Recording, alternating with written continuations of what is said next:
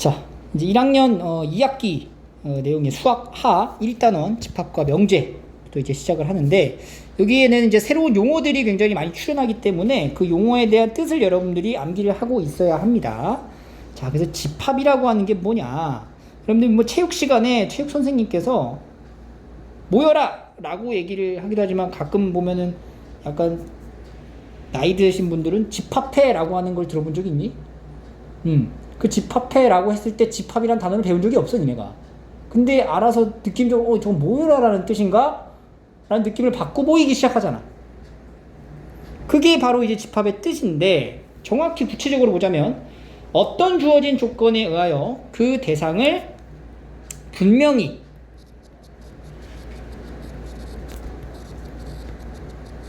구별, 즉 알 수 있는 것들에 대한 모임을 집합이라고 얘기를 해요. 그러니까 모임을 집합이라고. 그래서 이제 체육 시간에 보면 너네 학년만 나가 있는 게 아니고 뭐 1학년에 2반, 뭐 2학년에 4반, 이렇게 여러 개의 학년이 다 운동장에 있단 말이야. 근데 체육 선생님이 집합해! 라고 하면은 거기 있는 3개의 학년 애들이 다 모이지. 그래서 선생님이 정확히 구분해 주죠. 1학년 2반 집합해. 이런 식으로. 그래서 명확하게 뭔가 구별을 할 수 있게끔 나눠져 있는 모임 자체를 우리가 집합이라고 얘기를 하는 거예요. 그래서 그런 용어의 뜻을 우리가 한번 알고 가면 되고요. 두 번째는 그 집합을 이루고 있는 구성 요소들 하나하나를 원소라고 얘기를 합니다. 예를 들어서 지금 우리 예일학원에 있는 수학 선생님한테 이제 수학을 듣는 고1 학생들이라고 했을 때 이런 집합이잖아요. 그때 학생 하나하나, 너희들 하나하나가 이 집합의 원소가 된다라고 보시면 돼요. 알겠죠? 자, 그래서 여기 밑에 예시라고 선생님이 적어놨는데, 이게 집합인지 아닌지를 판단할 수 있으면 되거든요. 자, 첫 번째, 우리 반 학생들의 모임이라고 했어. 혜인아, 너네 반 학생들의 모임. 딱 분명하게 집합인가? 네. 그죠? 이건 집합이 될 수 있어요. 왜냐면 여기선 분명히 그 모임에 들어가는 학생들이 우리 반이라고 하니까. 그지? 밑에 볼게요. 키가 큰 학생들의 모임. 자, 너네 반에서 키 큰 애들 모여봐 라고 해봐. 그럼 분명히 싸움이 터져. 그지? 맞잖아. 그지? 내가 볼 땐 작은데 지는 크다고 생각하기 때문에, 이게 큰이라고 하는 이런 어떤 형용사적인 어떤 그런 단어의 뜻이 분명하지 않다는 거야. 명확하지 않다는 거지.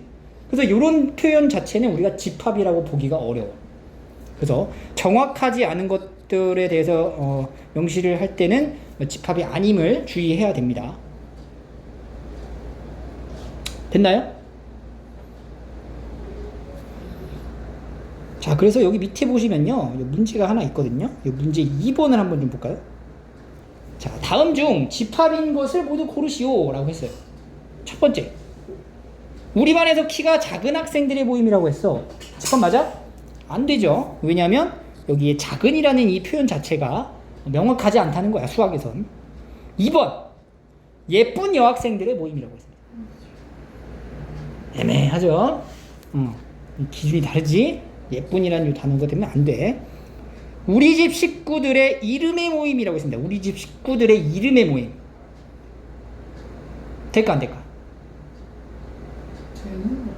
되는 거지. 왜냐면은 너네 집 식구에 있는 그 구성의 요소, 그 식구들의 이름이 있잖아. 그 이름을 가지고 있는 사람들의 모임이라고 하면 명확하잖아. 이건 집합이 되는 거야.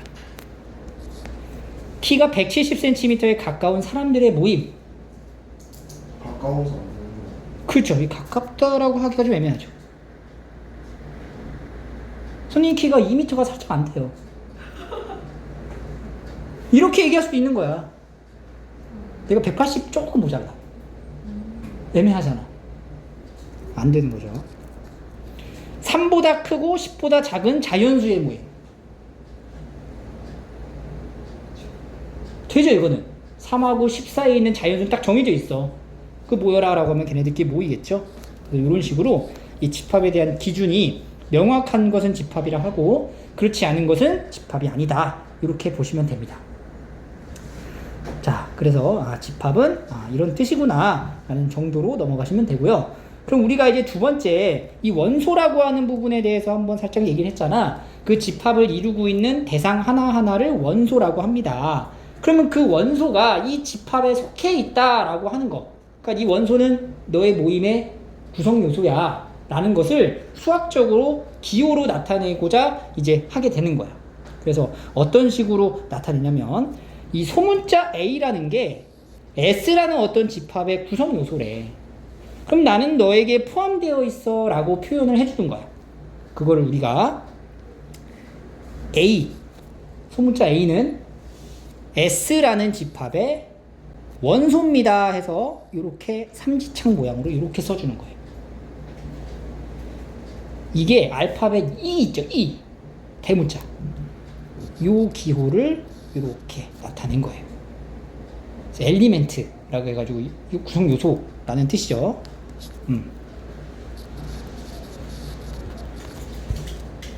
요 E라는 약자를 써서 이렇게 나타냅니다. 그래서 이게 앞으로는 이렇게 이제 주저리 이제 문장으로 표현하지 않고 이렇게 표현을 할 거야. 딱 보면은 A는 S의 뭐다라고 해야 돼? 원소다. 원소다. 이렇게 얘기를 하는 거예요. 알겠죠? 네. 자, 그러면 원소가 아니다라고 하는 표현은 어떻게 하면 좋을까?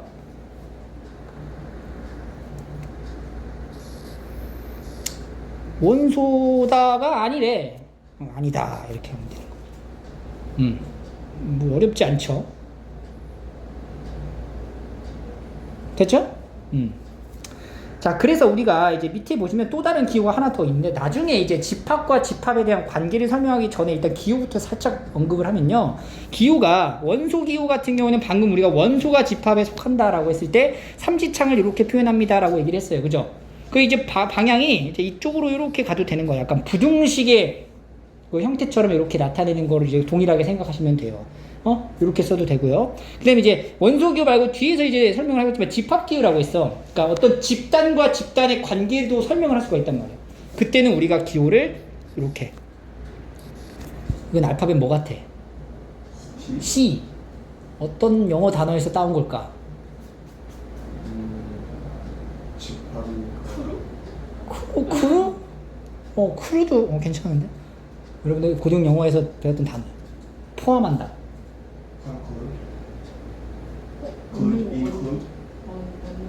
포함한다, 속한다 이런 단어 뜻 중에 있죠. contain이라고. contain.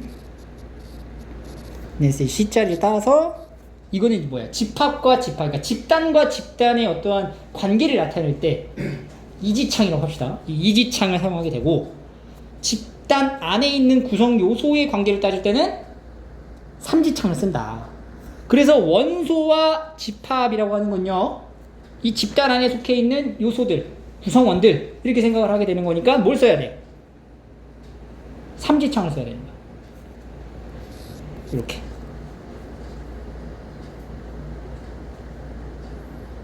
알겠죠? 자, 그럼 문제 1 한번 보면요. 6의 양의 약수의 집합이라고 했습니다. 그럼 6의 양의 약수는 뭐가 있죠? 1, 2, 3, 6 이런 게 있어. 선생님 갑자기 이건 뭐 중괄호가 들어가고 표현이 왜 이런가요? 이건 뒤에서 다시 한번 설명할게요.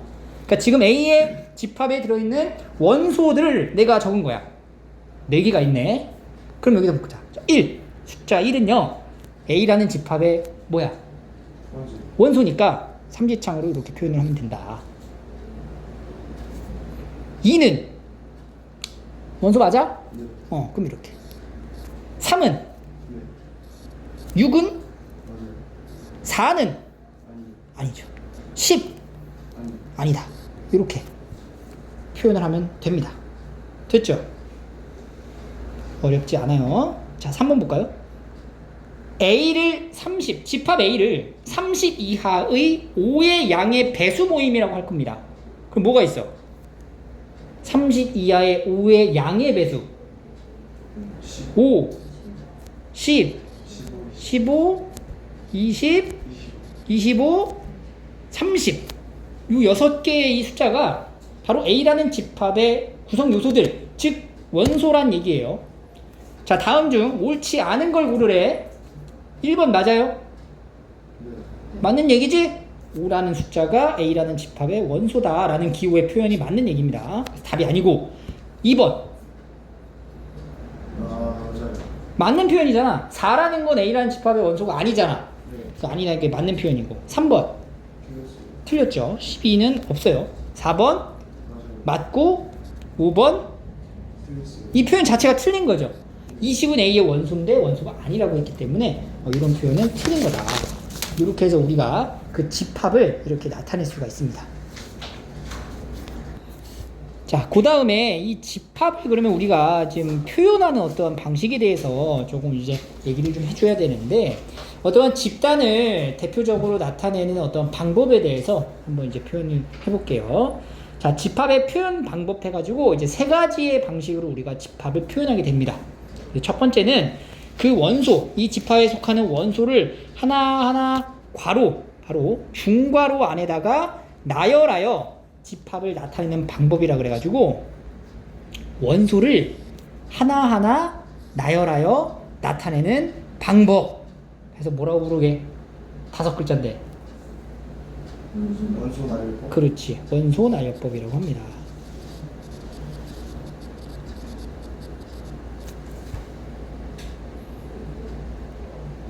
그죠?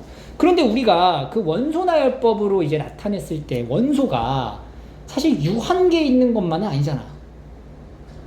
예를 들어서 자연수 적어봐 라고 했어, 집합에. 그럼 그 자연수 하나하나를 1부터 시작해가지고 얼마까지 적을 거야? 많죠. 엄청 많죠? 그걸 다 언제 적고 있냐고. 그래서 보통은 우리가 자연수를 적어봐 라고 하면은 가다가 에이, 이렇게 표현하긴 한다. 근데 이렇게 표현한 것보다는 마치 이런 자연수를 적게끔 간접적으로 유도할 수 있는 어떠한 조건을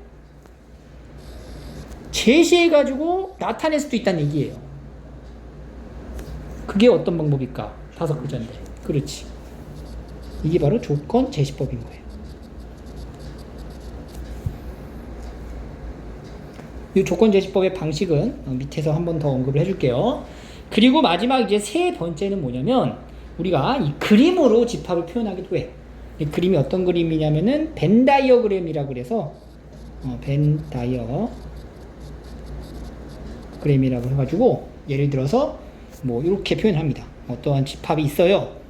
그 집합을 이렇게 둥글게 이렇게 이제 보통 표시를 하고 요 안에다가 원소들을 하나씩 적어주시면 되는 거야. 이런 식으로.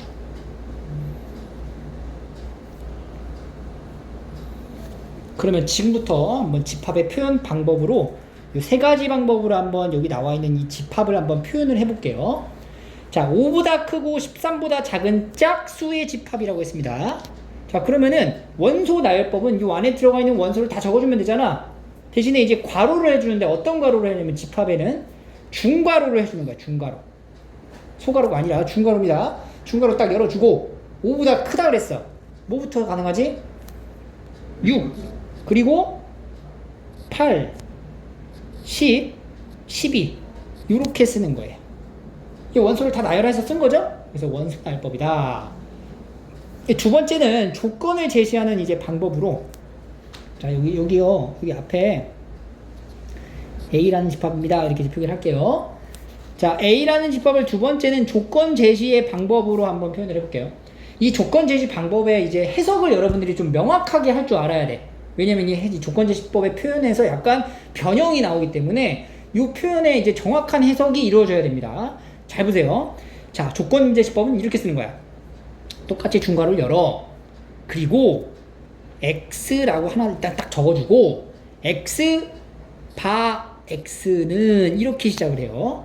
x 바 x는 5보다 크고, 아니야, 좀 수학 좀 기호를 쓰자. 5보다는 크고 13보다 작은 짝수, 이렇게 나타내는 게 조건 제시법이야. 자, 이거를 역으로 한번 다시 한번 관찰을 해볼게요. 잘 봐.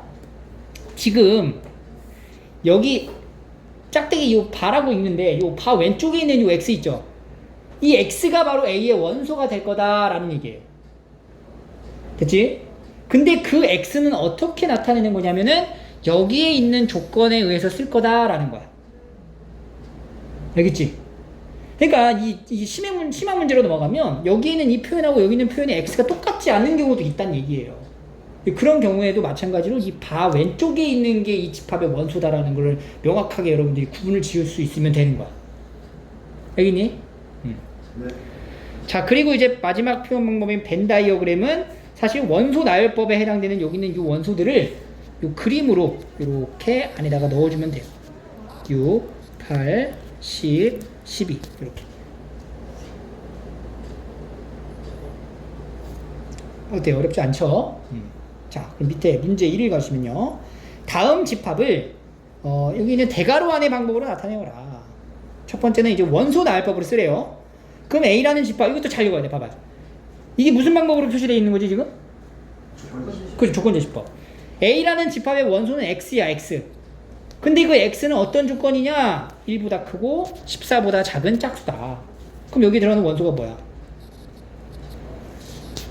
2, 4, 6, 8, 10, 12. 이렇게 이제 원소 나열법을 쓰면 됩니다.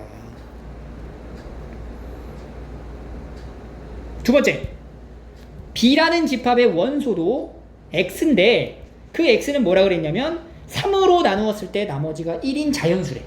자, 3으로 나누었을 때 나머지가 1인 자연수가 뭐가 있어요? 3으로 나눴는데 나머지가 1이 나와야 돼.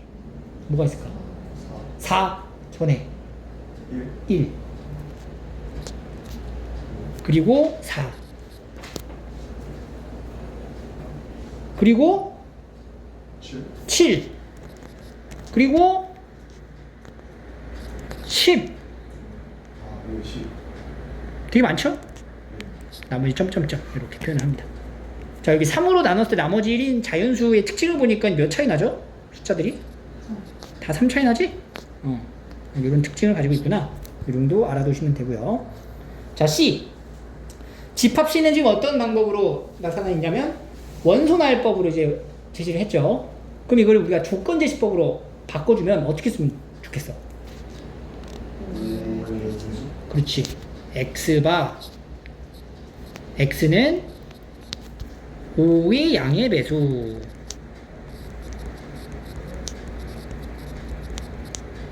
이렇게 나타내 주시면 돼요.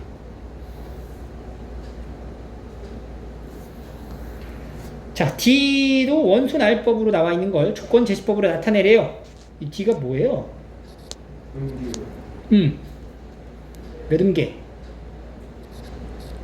지름계. X바 X는 지름계. 이렇게 적어주면 된다.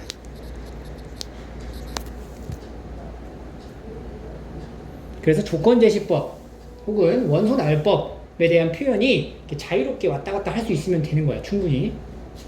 자, 그럼 이제 밑에 좀 난이도가 있는 문제로 한번 넘어가 볼게요. 자, 이 보세요. 선생님 아까 얘기했죠. 조건 제시법에서 나타내는 이 부분이 X바 X는 꼴로만 나오지 않는다라는 거죠. 그지? 자, 그럼 이걸 잘 읽어야 돼.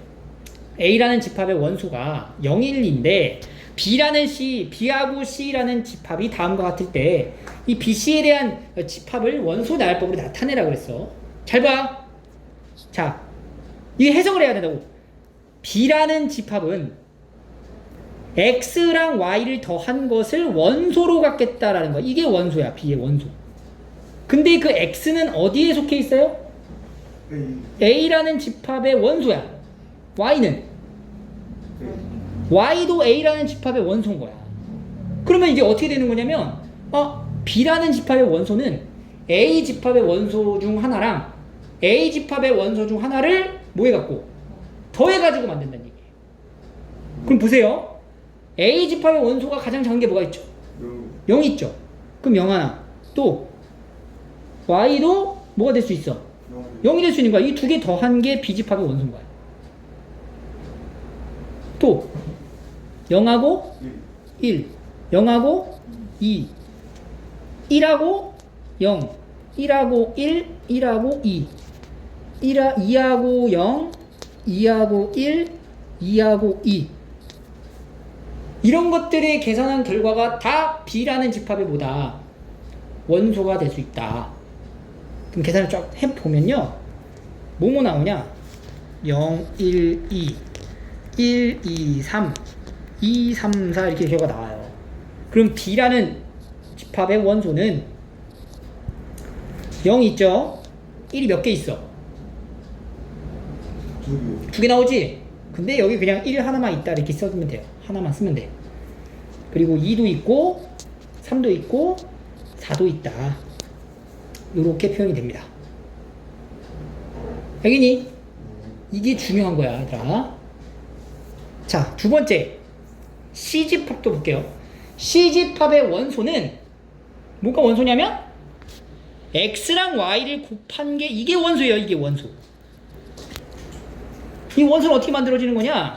X랑 Y를 곱해서 만들 건데 X는 A라는 집합의 원소고 Y도 A라는 집합의 원소니까 그럼 A 집합의 원소 두 개 곱해가지고 나오는 값이 원소가 된다는 얘기네.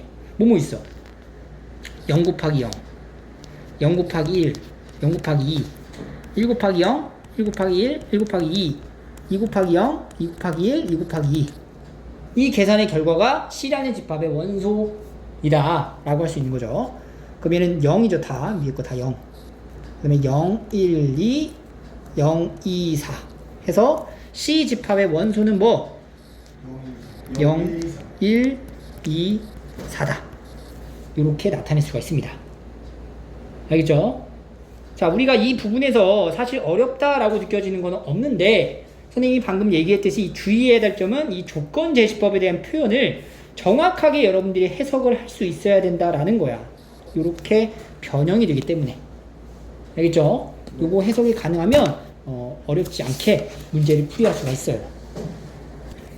자, 그 다음에 우리가 이 원소의 개수를 지금부터 이제 얘기를 할 건데 그 원소의 개수를 얘기하기 전에 이 그 원소의 개수에 따른 이 집합을 살짝 한번 분류를 좀 해볼게요. 자, 집합이라고 하는 거는요, 우리가 지금 집합이라고 하는 건 대략적으로 어떤 게 집합이다, 명확하게 구분이 지어지는 어떤 집단을 혹은 모임을 집합이라고 하는 걸 배웠어. 그런데 그러한 집합을 봤더니 집합 안에 들어있는 원소가 딱 우리가 셀 수 있는 개수만큼 적기도 하지만 셀 수 없는 만큼의 엄청나게 무한한 양을 적기도 한다는 얘기지.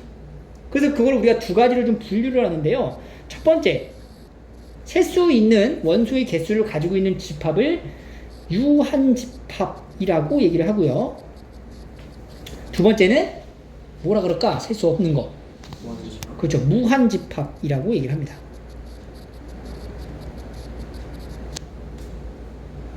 그래서 유한집합의 정확한 뜻은 원소가 몇 개 있는 거야. 그렇지. 원소가 유한개 있는 것을 유한집합이라 얘기를 하고, 무한집합은 원소가 무한개 있는 것을 무한집합이라고 한다. 뭐 여기까지는 그래, 이름 만드는 거에 대해서 크게 우리가 이를 제기하거나 그럴 건 없죠. 근데 여기서 좀 중요한 부분이 뭐냐면 원소가 하나도 없는 거는 유한계인 거야, 무한계인 거야? 셀 수 없으니까 방금 샜는데? 0개라고? 0개도 생 거예요. 센 거잖아. 여기서 안경 낀 사람 몇 명이야? 없어요. 셌잖아. 이게 생 거예요. 그럼 센 거지, 안 센 거야? 유한계. 그렇죠. 그러니까 셀 수 없는 거, 비어 있는 거, 그러니까 아무것도 없는 거, 그것도 유한계라고 속하는 거야. 0개도. 그래서 우리가 이 집합 중에는 특징이 있는 집합이에요. 유한계인 원소인 유한집합 안에 원소가 하나도 없는 집합이라는 게 있어. 그걸 앞으로 우리가 뭐라고 부르냐면, 이 중요합니다. 그렇지. 공집합이라고 얘기를 합니다. 공집합. 이건 무슨 뜻이라고? 비어있는 원소가 하나도 없는 집합인 거야. 이건 어디에 속한다? 유한집합에 속한다. 이건 유한집합에 속한다.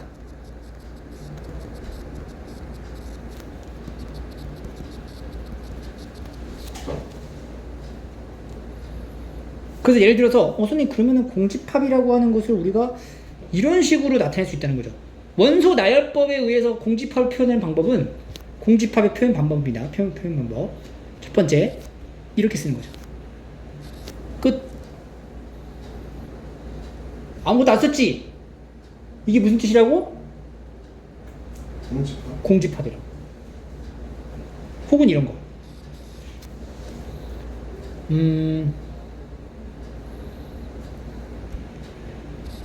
x바 x는 2보다 작은 2의 양의 배수.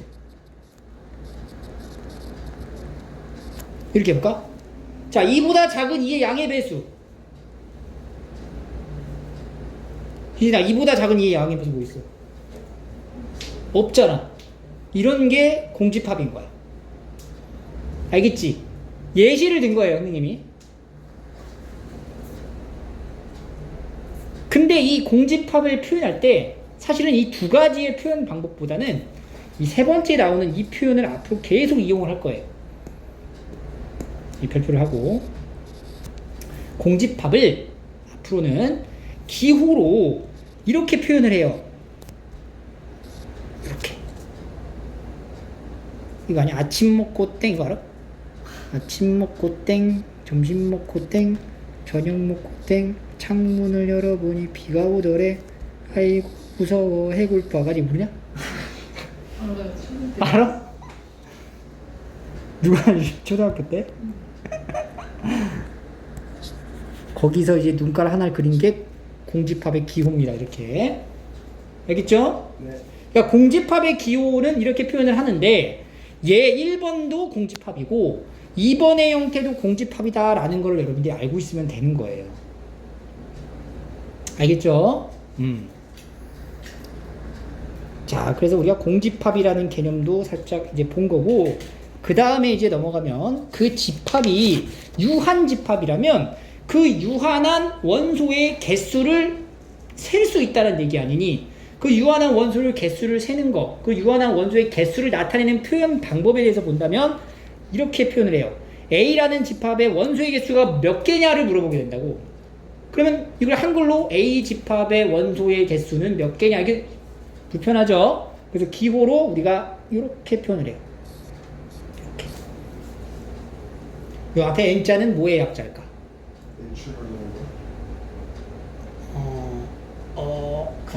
그냥 넘버. 그냥 넘버. 그래서 A의 원소의 개수를 나타내는 기호야. 그죠? 그래서 요 가로 안에 들어가는 게 바로 뭐예요? 집합의 이름이에요. 그러니까 집합, 어떤 집합을 나타내는가에 대한 표현인 거야. 알겠지? 자, 두 번째. A가, 이거 뭐야? 아침 먹고 땡이죠? 뭐예요, A가? 공집합이야. A가 공집합이라는 건 무슨 뜻이야? 원소가 하나도 없다는 얘기야. 그러면 이때는 A가 뭐가 되는 거예요? 0이다. 원소의 개수는 0개다. 이렇게 되는 거예요.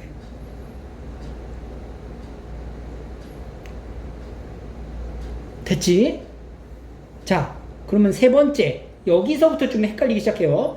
자, 가로 안에 쓰는 거는 어떠한 집합인지를 나타내는 거야. 자, 첫 번째 거 보면은 괄호 안에 공집합이 들어가 있어요. 그게 무슨 뜻이야? 공집합의 원소의 개수 몇 개냐 물어본 거야. 뭐야? 없어요. 0이지. 됐지? 여기까지 됐지? 네. 여기까지 괜찮단 말이지. 두 번째 봐봐. 두 번째 보니까 이 괄호 안에 들어가 있는 집합이 이거거든? 근데 이것은 얘는 지금 공집합이라고 할 수가 있나요? 자, 그래서 주의해야 되는 게 뭐냐면, 선생님 우리 앞에서 집합을 표현할 때는 반드시 어떤 괄호를 썼어? 중괄호를 써놓고 거기다 원소 막 적어놨잖아. 근데 공집합의 기호는 중괄호에 대한 표현을 하지 않았어. 애초에 그 공집합이라는 어떤 표현을 새롭게 정의한 거야, 이게. 근데 얘는 보니까 중괄호 안에 공집합을 집어넣었다는 얘기예요. 그지? 그럼 이거는 이 공집합 안에 이제 집합 안에 공집합을 집어넣은 건 공집합이랑 같다라고 볼 수가 있을까 없을까? 이 둘은 같을까요, 다를까요? 없어요. 다른 거야, 이거는. 그 집합 안에 공집합이 있으면 공집합을 센 거여서 1인 거 아니에요? 그렇지. 이건 무슨 뜻이냐면 집합 안에 공집합이라는 원소가 들어가 있는 거야. 오케이? 그러니까 공집합이라고, 공집합 자체에 대한 개념이 아무것도 없는 거긴 한데 그 아무것도 없는 거에 대한 어떤 빈 깡통이 있다는 거예요. 그러니까 집단 안에 뭔가 빈 깡통이 있긴 있다고. 하지만 그 깡통은 비어 있는 것뿐이야. 그러니까 그 빈 깡통을 셀 수 있잖아. 있긴 있다라고 얘기를 하는 거지. 그러니까 이런 경우에는 집합 안에 공집합이라는 원소를 가지고 있다 해서 원소의 개수는 몇 개? 한 개다. 이렇게 되는 거예요. 집합 안에 뭘 가지고 있다고? 공집합이라는 원소를 가지고 있다. 이렇게 생각을 하시면 돼요. 세 번째, 이건 뭐예요? 집합 안에 뭐가 있어? 0이 있어. 몇 개야? 한 개죠. 그래서 집합에서 0이라고 하는 거는 원소의 개수를 헤아릴 때 쓰는 용도로 충분히 쓸 수 있는 재료니까 이 0하고 공집합하고 헷갈리면 안 됩니다. 이 두 번째가 살짝 헷갈리죠. 근데 집합 안에 뭔가가 들어가잖아. 집합이라는 기호 안에 점이라고 찍잖아. 그냥 무조건 뭔가 있는 거야. 점이 있는 거야. 아무것도 안 써야 이게 공집합인 거예요. 알겠죠? 자, 그래서 여기 보시면 이제 좀 쉽게 갑시다. 자, A 집합 원소 개수 몇 개? 5개. 자, 두 번째. 요 집합의 원소 개수를 얘기하는 거죠. 몇 개? 3개. 자, 2번. 무한 집합인 것을 고르시오. 태양계의 행성. 유한이야, 무한이야? 행성. 하나죠. 그러니까 유한. 태양계의 행성이 하나야? 행성은 뭐 있어? 7개의 행성이랑. 근데 태양 계 안에 더 있지 않을까요? 없죠, 행성은. 수금지와 목토, 천해, 명왕성은 빠졌지. 네. 그러니까 그 태양계 행성은 몇 개야? 8개인가요? 수금지와 목토, 천해 8개네. 그래서 8개라는 개수가 헤아릴 수 있는 거니까 무한집합인 것은 아니죠. 행성과 항성을 헷갈리면 안 돼요. 2번. 3으로 나누어 1이 남는 자연수. 이거 아까 앞에서 했죠? 뭐 있었어? 1, 4, 7, 10. 너무 많아가지고 뒤에 점점점 연결했던 거 기억나지? 무한집합이야, 그래서. 9보다 큰 한 자리의 홀수.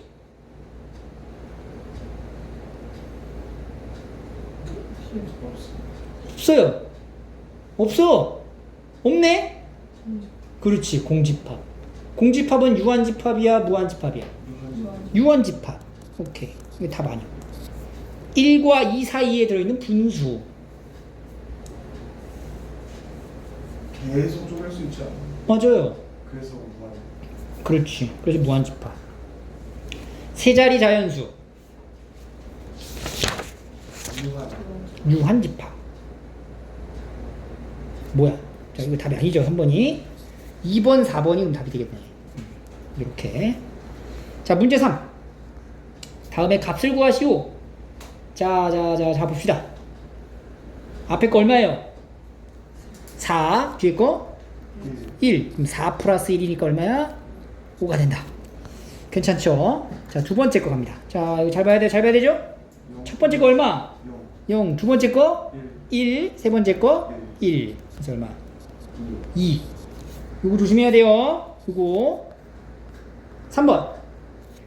첫 번째 집합 안에는 조건지시포를 나타낸 건데 x바 x가 1보다 작은 자연수래.